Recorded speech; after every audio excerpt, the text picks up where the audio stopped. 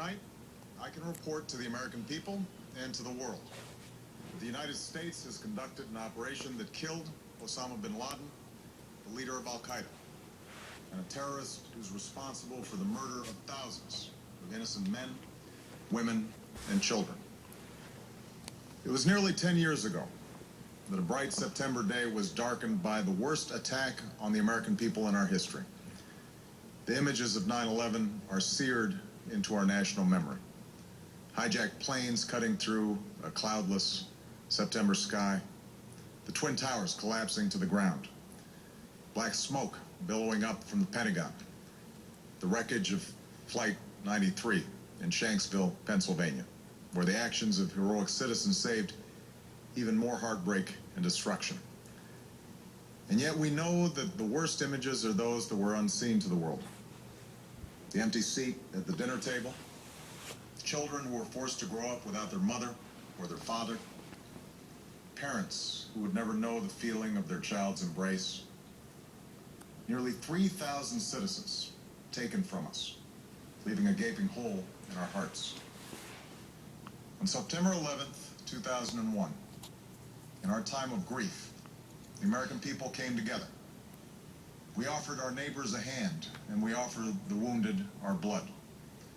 We reaffirmed our ties to each other and our love of community and country. On that day, no matter where we came from, what God we prayed to, or what race or ethnicity we were united as one American family. We were also united in our resolve to protect our nation and to bring those who committed this vicious attack to justice.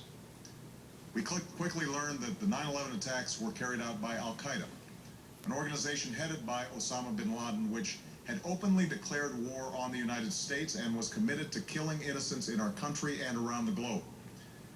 And so we went to war against Al-Qaeda to protect our citizens, our friends, and our allies. Over the last 10 years, thanks to the tireless and heroic work of our military and our counterterrorism professionals, we've made great strides in that effort.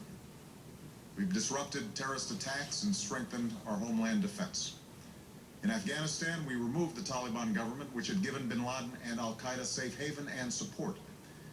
And around the globe, we worked with our friends and allies to capture or kill scores of Al-Qaeda terrorists, including several who were a part of the 9/11 plot. Yet, Osama bin Laden avoided capture and escaped across the Afghan border into Pakistan. Meanwhile, Al-Qaeda continued to operate from along that border and operate through its affiliates across the world. And so shortly after taking office, I directed Leon Panetta, the director of the CIA, to make the killing or capture of bin Laden the top priority of our war against Al-Qaeda, even as we continued our broader efforts to disrupt, dismantle, and defeat his network. Then, last August, after years of painstaking work by our intelligence community, I was briefed on a possible lead to bin Laden. It was far from certain, and it took many months to run this thread to ground. I met repeatedly with my national security team as we developed more information about the possibility that we had located bin Laden hiding within a compound deep inside Pakistan. And finally, last week, I determined that we had enough intelligence to take action and authorized an operation to get Osama bin Laden and bring him to justice. Today, at my direction, the United States launched a targeted operation against that compound in Abbottabad, Pakistan. A small team of Americans carried out the operation with extraordinary courage and capability. No Americans were harmed. They took care to avoid civilian casualties. After a firefight, they killed Osama bin Laden and took custody of his body. For over 2 decades, bin Laden has been Al-Qaeda's leader and symbol, and has continued to plot attacks against our country and our friends and allies. The death of bin Laden marks the most significant achievement to date in our nation's effort to defeat Al-Qaeda. Yet his death does not mark the end of our effort. There's no doubt that Al-Qaeda will continue to pursue attacks against us. We must, and we will, remain vigilant at home and abroad. As we do, we must also reaffirm that the United States is not and never will be at war with Islam. I've made it clear, just as President Bush did shortly after 9/11, that our war is not against Islam, because bin Laden was not a Muslim leader. He was a mass murderer of Muslims. Indeed, Al-Qaeda has slaughtered scores of Muslims in many countries, including our own. So his demise should be welcomed by all who believe in peace and human dignity. Over the years, I've repeatedly made clear that we would take action within Pakistan if we knew where bin Laden was. That is what we've done. But it's important to note that our counterterrorism cooperation with Pakistan helped lead us to bin Laden and the compound where he was hiding. Indeed, bin Laden had declared war against Pakistan as well and ordered attacks against the Pakistani people. Tonight, I called President Zardari, and my team has also spoken with their Pakistani counterparts. They agree that this is a good and historic day for both of our nations. And going forward, it is essential that Pakistan continue to join us in the fight against Al-Qaeda and its affiliates. The American people did not choose this fight. It came to our shores and started with the senseless slaughter of our citizens. After nearly 10 years of service, struggle, and sacrifice, we know well the costs of war. These efforts weigh on me every time I, as Commander-in-Chief, have to sign a letter to a family that has lost a loved one, or look into the eyes of a service member who's been gravely wounded. So Americans understand the costs of war.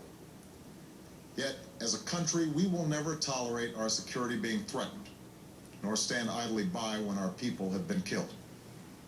We will be relentless in defense of our citizens and our friends and allies. We will be true to the values that make us who we are. And on nights like this one, we can say to those families who have lost loved ones to Al-Qaeda's terror, justice has been done. Tonight, we give thanks to the countless intelligence and counterterrorism professionals who've worked tirelessly to achieve this outcome. The American people do not see their work, nor know their names, but tonight they feel the satisfaction of their work and the result of their pursuit of justice. We give thanks for the men who carried out this operation, for they exemplify the professionalism, patriotism, and unparalleled courage of those who serve our country. And they are part of a generation that has borne the heaviest share of the burden since that September day. Finally, let me say to the families who lost loved ones on 9/11 that we have never forgotten your loss, nor wavered in our commitment to see that we do whatever it takes to prevent another attack on our shores. And tonight, let us think back to the sense of unity that prevailed on 9/11. I know that it has at times frayed, yet today's achievement is a testament to the greatness of our country and the determination of the American people. The cause of securing our country is not complete, but tonight we are once again reminded that America can do whatever we set our mind to. That is the story of our history. Whether it's the pursuit of prosperity for our people, or the struggle for equality for all our citizens, our commitment to stand up for our values abroad, and our sacrifices to make the world a safer place. Let us remember that we can do these things not just because of wealth or power, but because of who we are. One nation, under God, indivisible, with liberty and justice for all. Thank you. May God bless you. And may God bless the United States of America.